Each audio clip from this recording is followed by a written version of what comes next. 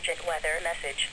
The National Weather Service in Cleveland has issued a severe thunderstorm warning for eastern Cuyahoga County, southern Geauga County, Portage County, Summit County until 5:15 p.m. Eastern Standard Time.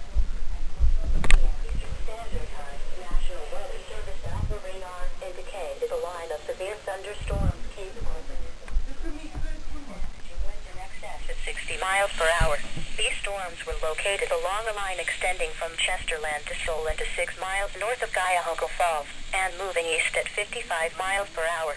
Locations impacted include Ravenna, Kent, Streetsboro, Manaway, Burton, Middlefield, Garrettsville. This is a dangerous storm. Seek shelter inside now and stay away from windows.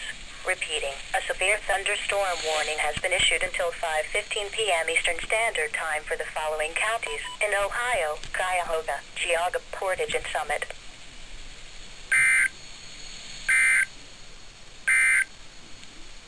An urgent weather message.